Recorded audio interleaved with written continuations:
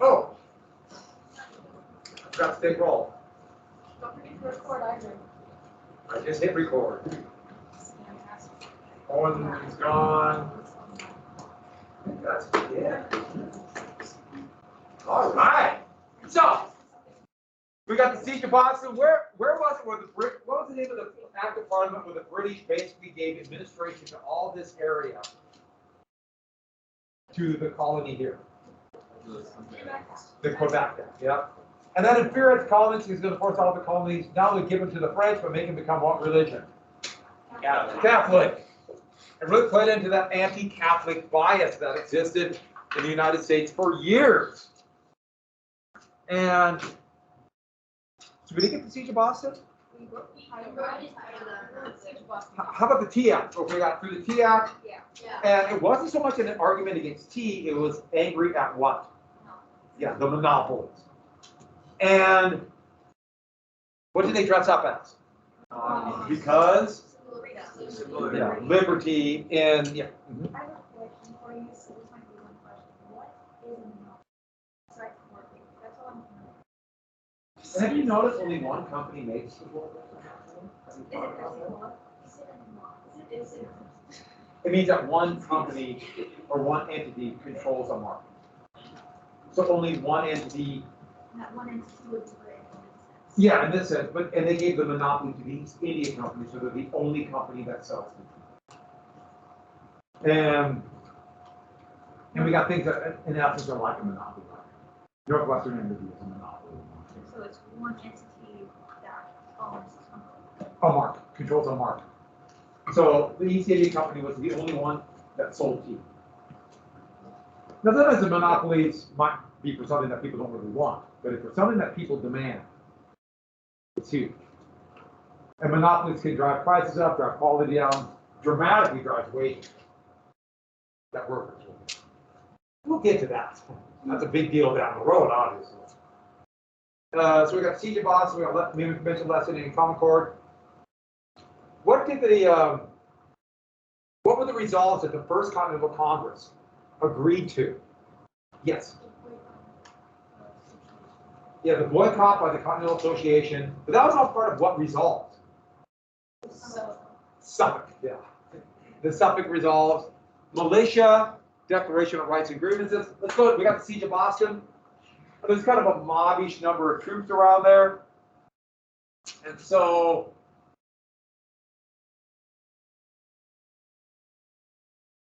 I'm going to draw it. Well,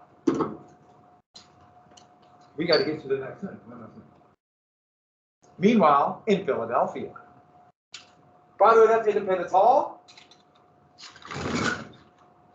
It's the territorial capital. Independence Hall is awesome. If you get a chance, go there. That's where they wrote the Constitution and the Declaration of Independence. And it wasn't originally called Independence Hall, but I think you see why.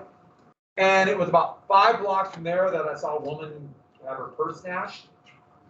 And that was my... I didn't see the whole thing. My wife and I walked down the street, and also we heard this scream and stop. We turned around, and this guy ran right by me. I think I told you that one, didn't I? Actually, well, it's one of those things. Are you really? Is that what you want to do? Because how do you know why she's yelling stop? I didn't know why. Yeah, I guess. But actually, it was just like, then I look back, and they're like, they stole my purse. And then these 2 guys running after her, 2 guys were with. And we saw them for the next half hour, running around downtown Philadelphia.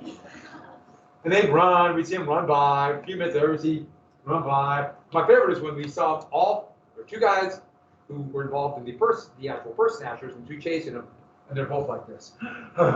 And they took off running again. It was great. Yeah. When I was in Philadelphia, like years ago, one of the things that Philadelphia is not everything the city of brotherly love, so that doesn't honestly surprise me. Not brotherly love. I like that. Yeah, I like big cities. But yeah, that makes perfect sense. Yeah.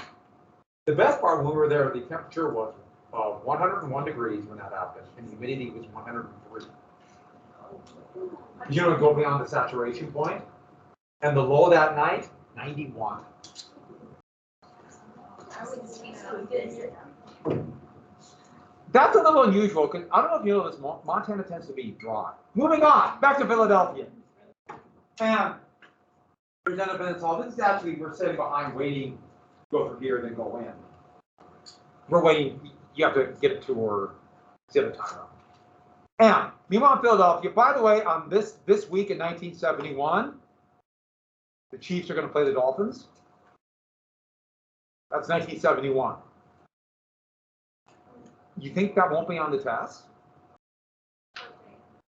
That the Chiefs are playing the Dolphins, or that's the Dolphins? I meant the Jets. Lynn Dawson.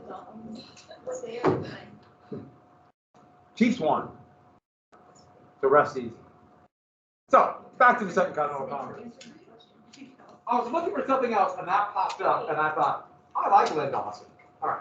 Wait, what? Chiefs Jets. Is the Second Continental Congress in Philadelphia? Yes. That's the first one that we Independence Hall. The first one, Independence Hall wasn't quite done yet. Okay. And so this would be in Philadelphia, yes.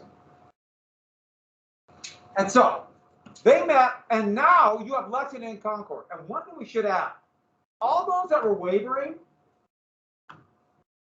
all 13 states sent representatives. All those that were wavering, they didn't go. If you were kind of, I'm not sure I like this independence thing, and that's how you know there's war, I'm going to say New York. So Georgia did send delegates, but still, these are mostly patriots. And the first thing they did is create a Continental Army. Now, let's be clear about it. The Congress has no power. So they just said, the mob of militia are now the Continental Army. Okay, they have no money for uniforms or weapons. They are just now the Army. But then we need a commander. And Massachusetts wanted local people on the ground there. But George Washington, and here's a picture of Washington supposedly lobbying for it, but it's a picture of Washington in the 1790s. So it's that picture closer to one on the dollar, which is kind of funny. He did not look like that then. But they picked George Washington. Washington showed up in his full dress militia uniform, which just happened to be blue.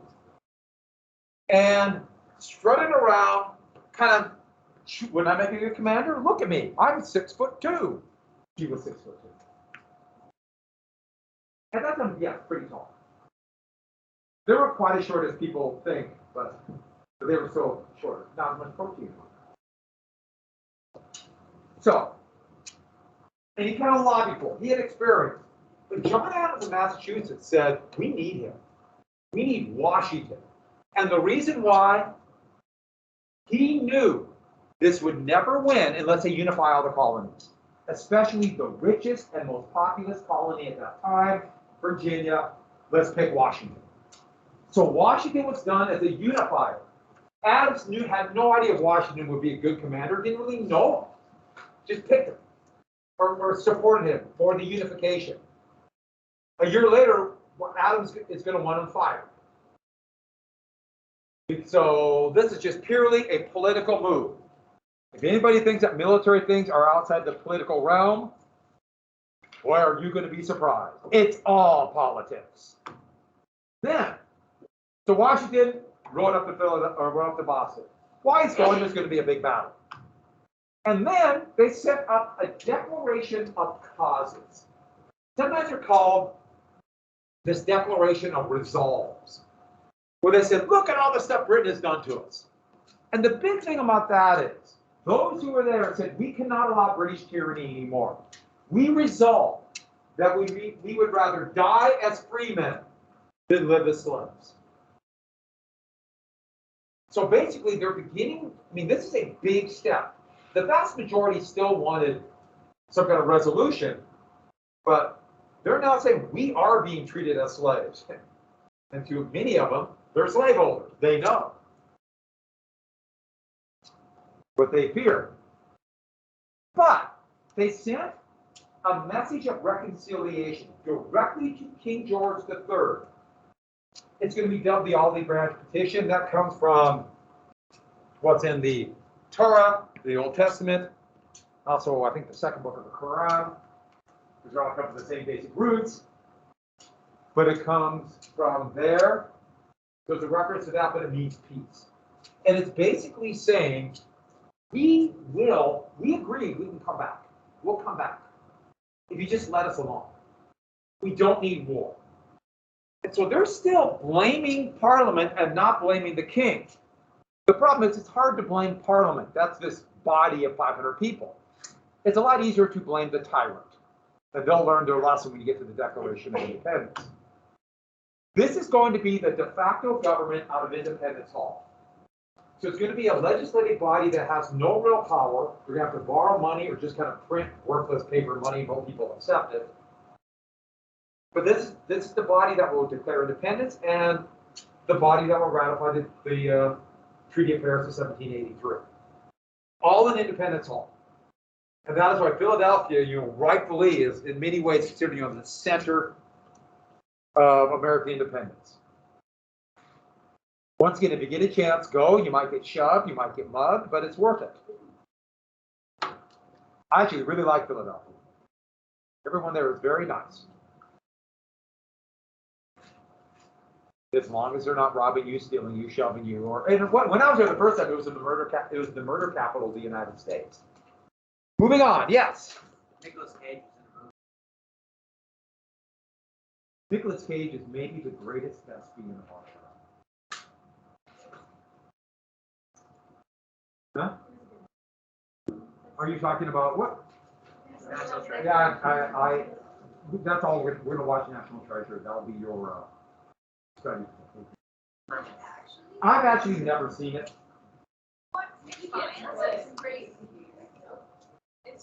It has Nicolas Cage in it. Moving on. So we're coming to Bunker Hill. So everybody write down June 17, 1777. So Washington is not really there yet. It takes a long time for it to get out there. And everybody thought there'd be one big battle. The British thought if we can win this one big battle, the colonists will quit. The colonists thought we win one big battle and the British will realize we mean business and they'll let us alone. Every war, they always think, both sides, one big battle, we'll show how tough we are, we'll quit.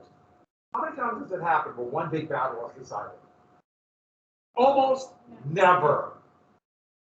Through today. But everyone still thinks it. Any question? So, I know we could drop Philadelphia or Boston. By the way, those are British regulars charging up the hill. British soldiers, 20-year hitch. Their fierce discipline, they were brave, bulldogs. Poor guys in many ways. I'm going to have to draw you a map. And so I have to shut off the camera. I know what a lot of you are thinking. I'm just trying to show off my cartography skills. You're right. I'm a natural-born map maker. So I will draw you. In fact, I'm not going to draw you a map of Boston. I'm going to take you to Boston. Get ready for a trip. Are you ready? This is going to be very exciting. So let me draw you Boston. Do you have a brown pen? Don't you need a brown pen for land? I need brown.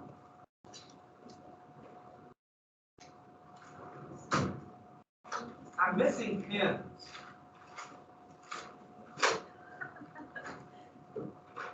They use black. Black is not erasing these sheet forward.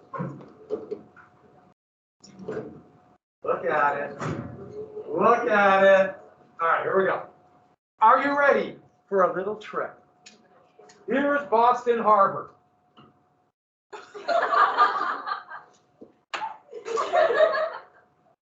Okay. We're going to make it green, because that is more realistic than seeing the main Mr. Harbor.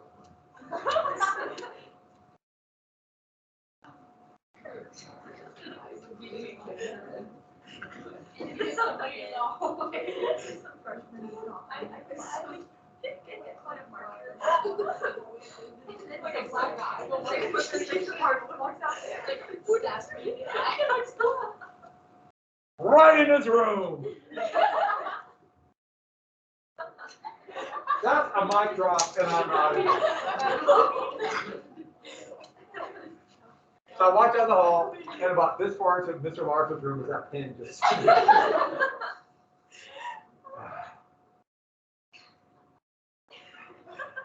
Just a sec, I'm going to enjoy the moment. Okay.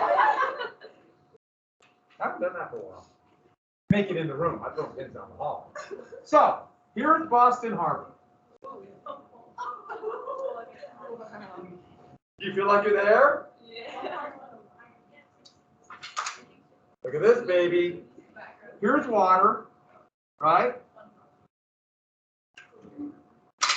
The boats are going to be green. So here's the ship.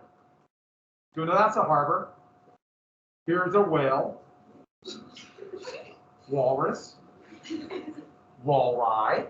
Okay, so there's hills all the way around. And the militia is pretty disorganized. They're in the hill. They're besieging Boston.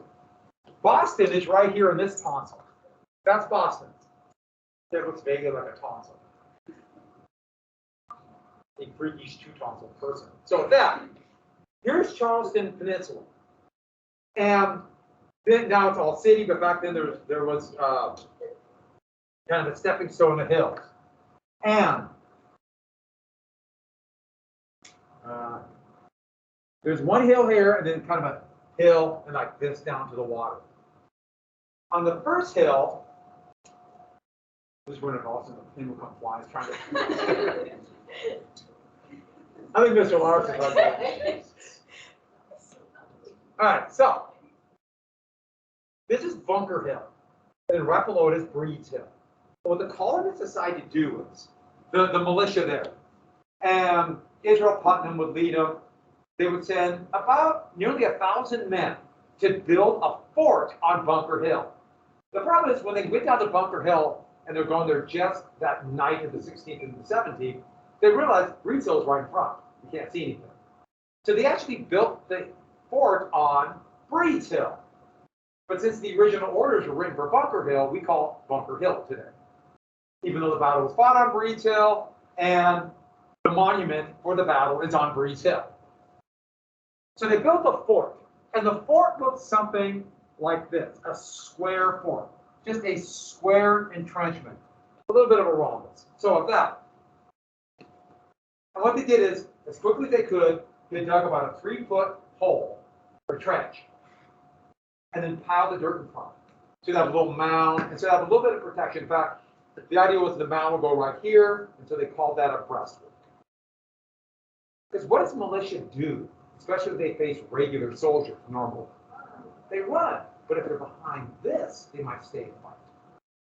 So that's the plan. Now, they're using brown bess muskets. They can't hit anything with those, and they hardly practice. And that's why Putnam would make his famous order. If the British attack, don't fire, you know it? To the right to the right. So that's about 20 yards. But the thought is, we're going to hit something. Right? Well, when Gage saw them, he put 1,500 men on whale boats and rowed them over. He was going to get this decisive victory right here. They charged up this hill, and the plan was the men would march in their straight lines, march to about 30 to 40 yards, fire 1 or 2 shots, fix bayonets, go. They're going to overwhelm them. They want to slaughter the militia. Send a message, the one big battle that you can't win, quit. So that's Gage's plan. So when they got there, and began to march up the hill, when they got to about 25 yards or so, they stopped, and they just started to aim, and that's when Putnam gave the order, and his men, well, actually, I lied. The British fired, but all the colonists were hiding behind that mound. Putnam gave the order, they stood up, and all fired in one volley. And they mowed the British down to their lines. Over 100 men went down like that, killed or wounded, and the British retreated. But General Gage ordered the next group. The same thing happened. He ordered the next group. The same thing happened. Gage just kept coming. Another group was going to come even bigger to overwhelm Putnam and the militia at once and for all.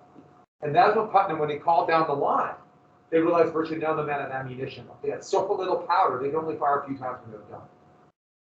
That's it. And so he had the few men fire a couple shots and then retreated in good order. The British took the fort and lost a third of their men. If they win 3 more victories like that, and they have to lose the war. So they won, but at a horrible cost. So to the militia point of view, we didn't win our big victory, but we stood and fought. Now, this is going to be misleading. The militia stood and fought, so had a big mound in front of them. What if they're out in the open? Yeah. That will be found out very much. Washington will come to hate the militia.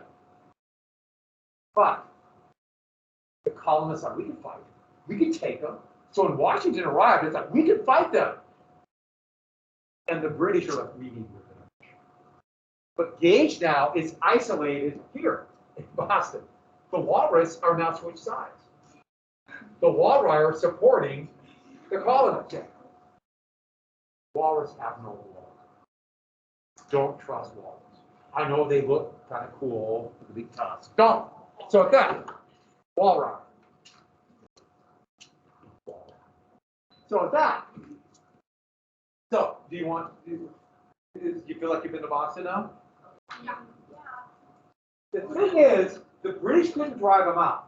But the colonists don't have any cannon or enough powder to drive them out. There's heights here called the Dorchester Heights. If they could put a fort here, they could stop any ships going in and out of Boston Harbor. But Washington, who's trying to train this mob and recruit a real army and getting really nowhere. In fact, he really wouldn't until about 1779. And even then, it was not much. I kind of turned the light on. I'm still living in the glory of the pen. So, stalemate there. So you can imagine what they're thinking in the Continental Congress when they're planning all this stuff, and Bunker Hill's happening. Ironically, yes. Ironically, yeah. Okay, why did they choose Washington? I don't know. Because he's from Virginia, they want to unify the colonies. They wanted Virginia to be in the fight. The thing is, they knew Washington had some experience. But that's it.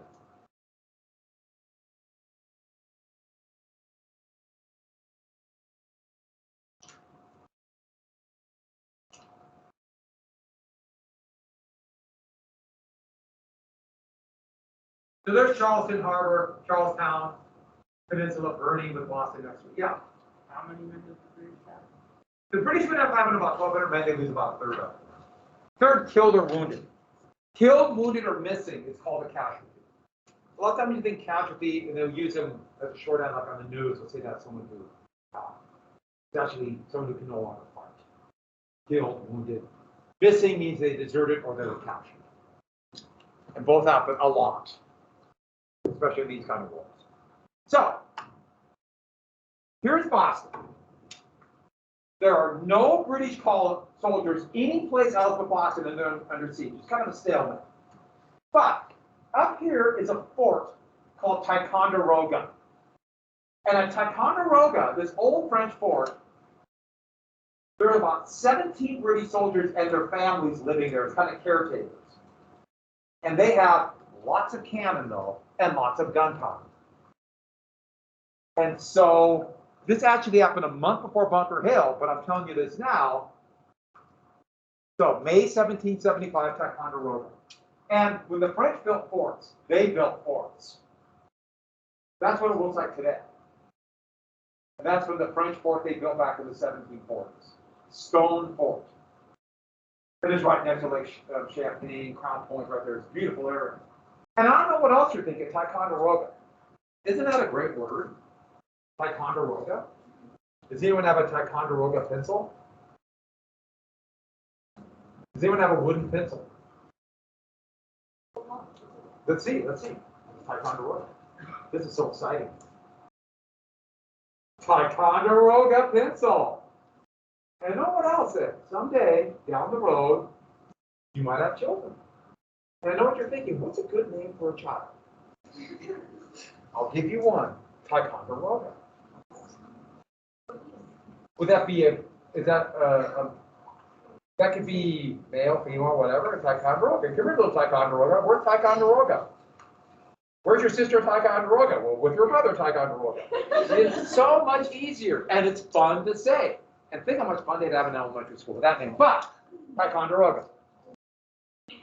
Well, they, we jumped the gun there, we're going to hear it. Benedict Arnold was with the Massachusetts militia. And he suggested there that they have cannon at Ticonderoga.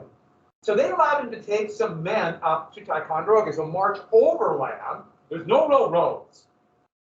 At the same time, Ethan Allen, and there's supposedly Ethan Allen right there, that's Benedict Arnold there. Ethan Allen and what they called the Green Mountain Boys, they were from this place called Vermont that was contemplating becoming an independent country. I know it's kind of weird to them on Vermont as an independent country. On their own initiative, they marched to Ticonderoga and just both happened to meet there in May 1775, and they announced to the head commanders here at Ticonderoga, this is supposed to them knocking on the door because they just have their living cabins outside of it. They just basically knocked on the door and said, you have to surrender your fort. The men in the fort had no idea about Lexington and Concord. They had no idea. But why are these people here? But since there's just a few of them, they surrendered it without a shot. And they gave Benedict Arnold these cannon. And Arnold, on his own initiative, organized the transport of cannon from Ticonderoga to Boston. Those cannon would be decisive. They called the noble cannon blunt, and Henry Knox was the man who actually led the bringing that over. He would later on command Washington's artillery, become the first Secretary of War in Washington's presidency. And there were no real roads. They drug them overland. It was a miserable, nearly 2.5-month trip. They had to go down the Hudson and then across to Boston. Terrible trip. But when they arrived, all of a sudden Washington has cannon and gunpowder. And that would change anything. They built a fort on those heights by the harbor, and now the British are bottled in. Benedict Arnold's move would be decisive, and this would not be his first. He would become one of the most important heroes of the new United States, which is ironic, because some of you probably know, when you hear the word Benedict Arnold, you don't think of hero of the U.S., you might think of what? He'd become the most infamous traitor, such a traitor that his name would become synonymous with treason. And he was a great hero first. We will get to what happened and why he did it. Remember I told you there's a few things worse, more corrosive than somebody who feels slighted, that they don't get the respect they deserve. So once they got, by the way, this is what Boston Harbor really looked like. Don't you think my map was better? Yes, yes. They put one of those square forts here. The British didn't want another Bunker Hill, and in March of 1776, they fully abandoned Boston. There are no British troops anywhere. To many of the patriots, we won! Here are the British leaving, supposedly. So, a great victory. Washington, they would desperately try to train this militia because he knows the British are probably coming back. So, the Devonshire, actually, we got Yorkshire, but they pronounce it as like Suffolk. And if you listen to somebody from Boston say it, which I can't do the accent, you have no idea what he's talking. I've talked to a guy that mentioned it to you. So, okay.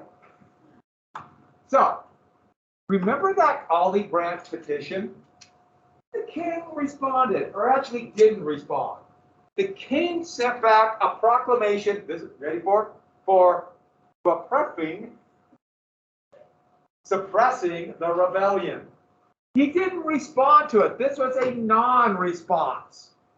And what he said was, everybody who's taken up arms or met in a conspiracy, like the Continental Congress, the conspiracy to commit treason, they're all traitors and will be punished under English law. He didn't say British law or the United Kingdom. He said English, implying medieval law. What is the punishment for treason under medieval law? Oh, that would be too easy. So a long, drawn court is part of it. So at first you take them, torture them a little bit, hang them nearly to death, hang them down, hang them down, hang them down. Right? Get that point? So awful torture. Then put them on the rack. What's the rack? Good guess. Those are the stocks. So imagine laying flat, lock their legs on one end, have a crank with their arms attached like this, and you slowly pull it to stretch them. Which, by the way, if you want to get taller, it's a really easy. Don't do that. And then don't do it like fast. Slowly pop out the shoulder joints. Slowly pop out the vertebrae one by one. Slowly pop the hip joints out. The knee joints out. The ankle joints out. Oh, I forgot. The elbows usually go first. Why would you do that? Huh? How do you do that? Why would you do that? Why would you do that? Why were they so aggressive? We aren't done. Then the disemboweling. Well, intestines. And there's a few ways you can do that. I mean, you can pull it out like a rope. Or you can take out the intestine, nail it down, pull the body away, or attach it to a horse. And you can live a long time like that. How do they finally finish him off? You mentioned the draw and quarter. There's a few ways to draw and quarter. Draw and quarter, you can, tie them like this. And by the way, they're already dislocated shoulders, all that. Strap out like this, and then 4 guys, 4 axes. That's fatal. Or, like this, 4 ropes, 4 horses, moving 4 different directions very slowly. Or one that was really popular in the 30 Years' War. 4 sapling trees. They would bend down and tie down like this, attach a limb to each tree, and then all cut the tree at once so the trees pop up. Then cut their head off, put it on a pike, put it in front of the city, and said, "This is what happens to traitors." That's why they threatened to torture them. Now, just imagine if you're in Philadelphia and you read this. The British left Boston. We already won. You're threatening to disembowel me? And you guys left? The heck with it. He didn't really mean it. The king was bluffing. The king was just trying to scare him. But ironically, this scare would push many patriots. Okay, it would push the remaining people on the fence would go home. But everyone left? What the hell, right? We're already dead men. Why not go all the way? This ironically, I almost forgot. In Parliament, the Whigs, led by William Pitt, the former Prime Minister, begged him not to do this. We're killing the goose that laid the golden egg. Don't do this! But they were ignored.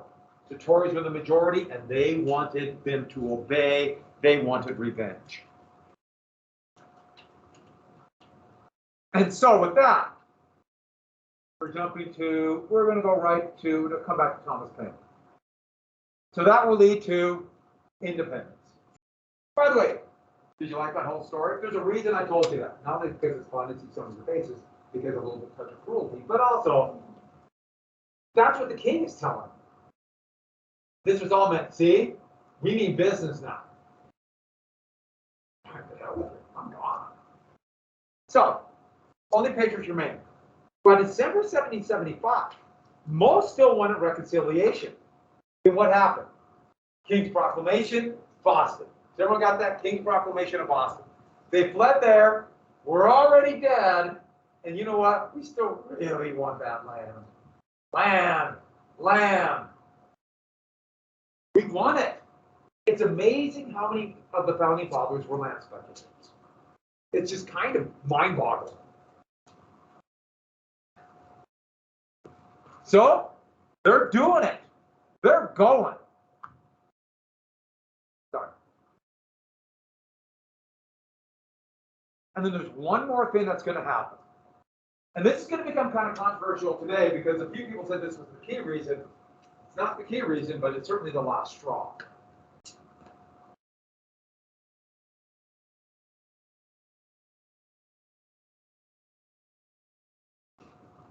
So,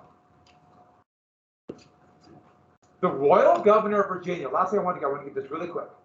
Lord Dunmore, he was trying to disarm the militia like they were trying to do in Boston, but he had no troops. No troops. Couldn't disarm the militia. He was losing control.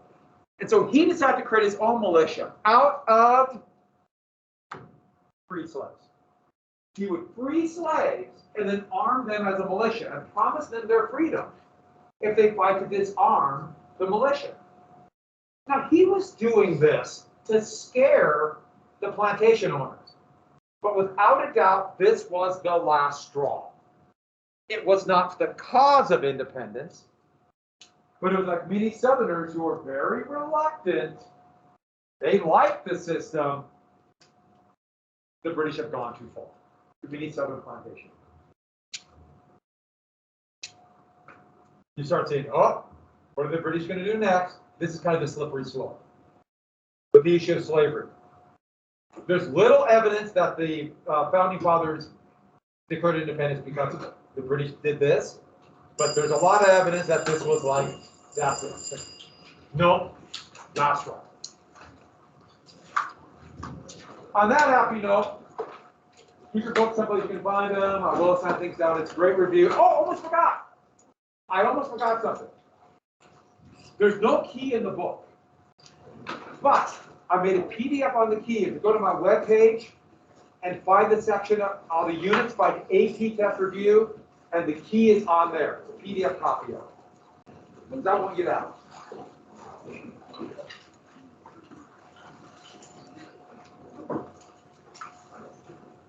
want to see the map one more time?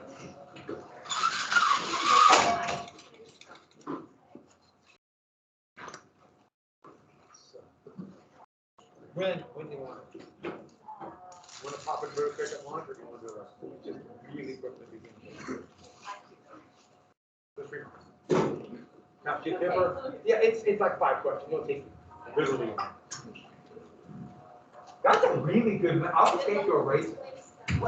Were you impressed? No. Come on! Thank you. You too. See ya. Were you going to mention Arnold as a traitor? Yeah. Yeah. I like read a biography of him, and I was like, it's kind of like, Interesting character. yeah. Classic example of being slighted. All of you, I'm kicking you out of class immediately. Okay. Drop, no, it's sick. Really? Okay. You guys don't say anything, I won't say anything. Drop off your stuff, go up to the library, pick up, I told you I'm gonna give you that AP test review book. Yeah. So quick, drop your stuff up, go to the library, check it out, come back. It's amazing. Yeah. Library. Library. Yeah. It's warm. Riot. Riot? Yeah, this is library. You're enchanted. It's a riot. Library, check out the review book. You drop your stuff off if you want, but check out the review book, come back. You have to come back. I know you people are.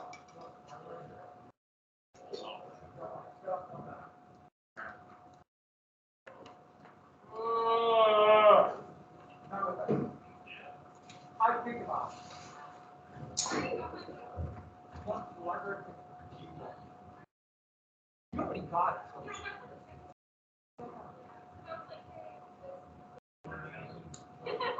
I remember that. Yeah.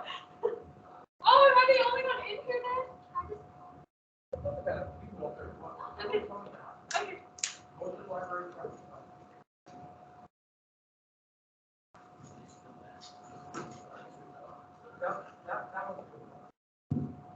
You've got stuff. Get to the library.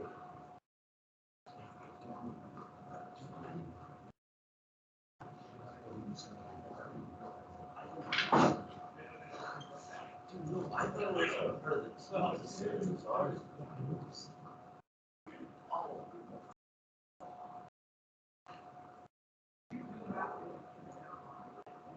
thought it was going to be putting tonight online. Go, come on. Not a big deal. You haven't won third though. Go pick up the review book.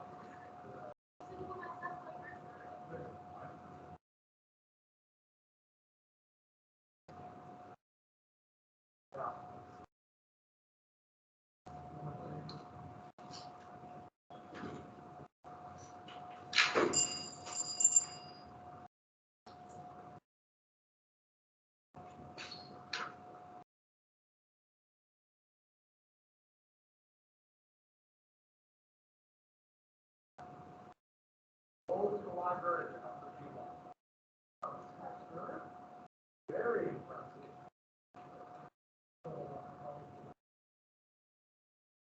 Like the movie so far? Just wait.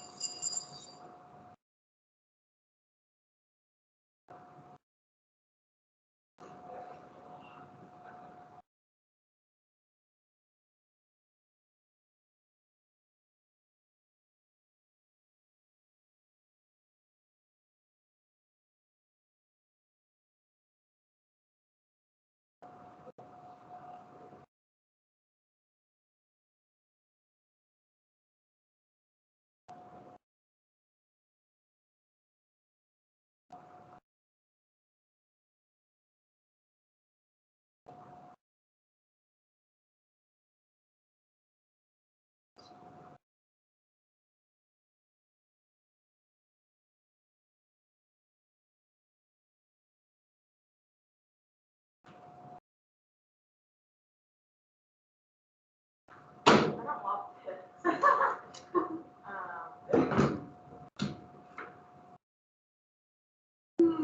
Learn to drop this class. Worms. I got a 3 on my computer. Wow. I was going to do AP lines here, but my counselor was like, if you want to go, you don't have to. Because I'm going to keep. For this year, it's English. I wanted to take it then. Yeah. And at the same time, the teacher that I have, everyone's like a couple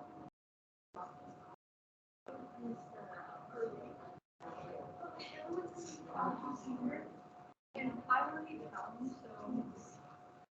I know, I give too much. I give and I give and I give. Half my books are closed. We actually don't have a tornado book. This is the first new book. Actually, America is maybe 3 years old. This? America? It looks like it's 20 years old already. America? At least the paint does. No, it's only a few years old. And Zen is old. Zen, some of the Zens are from the late 1990s. Huh? The book. Which has right now. Where's the good one? It doesn't look, she's not here. What I was saying. Good, you have your book with you? Yeah. It looks like it's been used. Oh, yeah.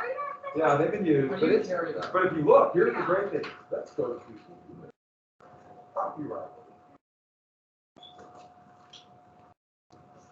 So this one, 2016. Okay, so it's a few years older than that. 5 years old. Can't remember. I was all set up. What am I going to do with you? Drink all that water right now.